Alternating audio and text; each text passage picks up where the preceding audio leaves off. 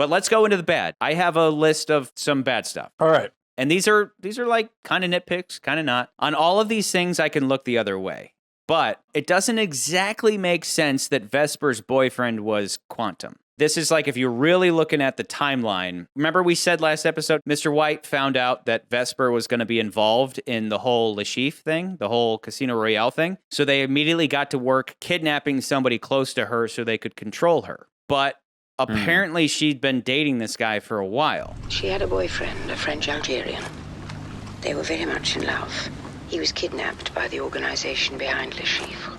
And they blackmailed her, threatening to kill him unless she cooperated. She had been dating a quantum agent for a while, and then she just so happened to be the one brought in for the treasury thing. Like, was that just mere coincidence? That's something where you're like, okay, the timeline had to be fudged a little bit. Same thing goes for Mathis having that house.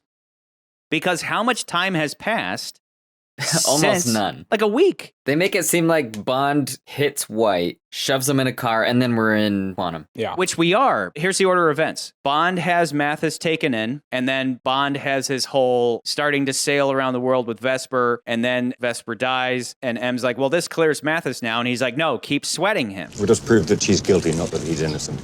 Could have been a double blind, keep sweating him. In that same scene, he gets Mr. White's phone number. So then he goes to kneecap aside Mr. White, and then cut to this movie, direct continuation with Mr. White in his trunk. So it's like within like a week, they had Mathis set up in this house. What do you want? Come to apologize? Is that what happened? And now he's got this Maybe girlfriend? they felt so bad. Quest'uomo mi ha fatto imprigionare e poi mi ha fatto anche torturare. E tu adesso che fai? Gli servi del vino?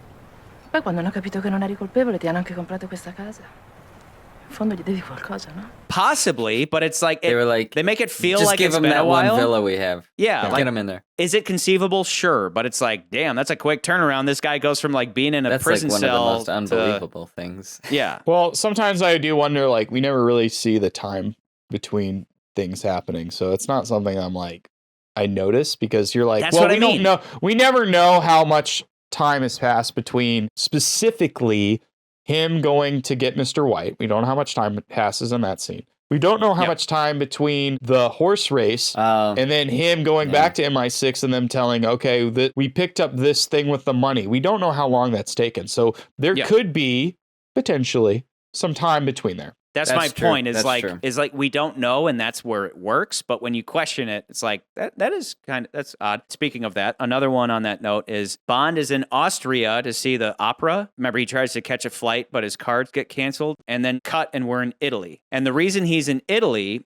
is because now he needs Mathis's help to get fake passports and all that so he can get back to Bolivia. I need a passport and matching credit card. Bond had to go from Austria to Italy. He had to That's cross not that through. far, though. You would need the passport then. Yeah. So he needs the passport. He goes to Mathis It to is get. Bond a could Dark figure Knight it out. Rises. It's a Dark Knight Rises type of scenario where it's like, But well, Dark how did Knight he get Rises from... was going from Europe to America. Charlie, it doesn't matter the distance. It's just the fact that you have a character going from one place to another, and there's obstacles, but we skip all that, and it doesn't matter. But it's like a question of like, well, then how did he do it? Yeah, and as an editor, I appreciate them cutting out all that bull. I'm talking story beat, where the whole thing is, I got to get to Mathis so I have a passport. But he managed to do it without a passport. You know, so then why does he need Mathis? Was Bond riding in the back of trucks and stuff? Bolivia's in South America, correct? Right. Yes. Okay. Well, Austria is, it is literally one country away from Italy. They do border each other. So, as Nan said, Bond could do that. He could figure that makes. out. I think if you're sitting in a room and you're like really thinking about it, like, yeah, it makes sense. He could get to Austria, go to Italy, but he needs to go overseas to South America, and so maybe that's where it's like he needs that. But I get your point of like, yeah, but he gets the thing to get the thing. Like, how did he get across the country? And I get it, but I don't. We're nitpicking here. We're that's nitpicking. A nitpick. Glad I insisted you brought that cello. Oh, and remember, according to the Living Daylights, getting into Austria is really simple, so maybe the trip from Austria to Italy is a breeze. We've nothing to declare! That's the cello! The whole point here is that these are things that don't need to be answered, but that you can point them out. Like, as a story goes, Bond is immobile because he doesn't have cash. He doesn't have credit cards, but he still manages to pull off this thing. My point is, it's just a little contrived for M to suddenly cut him off. You shot him at point blank and threw him off a roof. I'd hardly call that showing restraint, especially since he was a member of Special Branch. So who is he guarding? Bond, are you missing the fact that you killed a member of Special Branch? I need you to come in. And I would.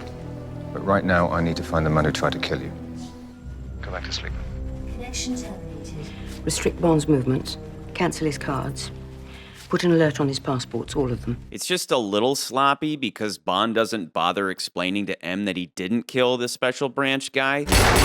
Here's Bond shot Haynes' bodyguard and threw him off a roof. And this is based on what, Tanner? I mean, right there's security cam footage that would have seen that it wasn't Bond that shot the guy. So then maybe Bond wanted M to think that he had killed the guy? Maybe the moment M said that, Bond thought, wait, that's not right. Why does she think that? I need to go rogue now. And Tanner, be careful who you trust with this.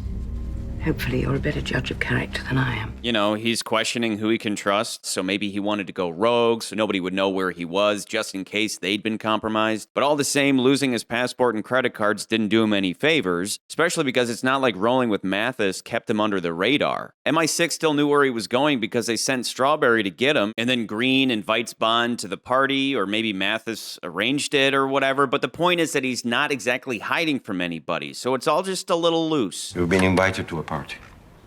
I didn't know we had any friends here. I arranged it. It would have been a bit more on point if M had been forced by her higher-ups to order Bond to back off of Green. If that was the case, it would have made a lot more sense to go straight to Mathis. Well, oddly, right now, you're the only person I think I can trust. But it isn't until way later that this happens. Mr. Green's interests and ours now align. Bond is running wild.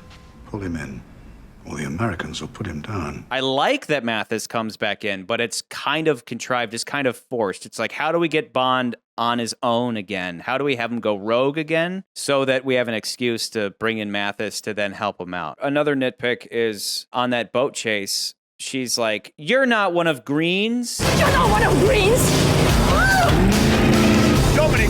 Dominic Green! Is Dominic Green well known enough that Bond knows his name? Because then later he's like, hey, I need you to run an ID check on this guy, Dominic Green. Name check.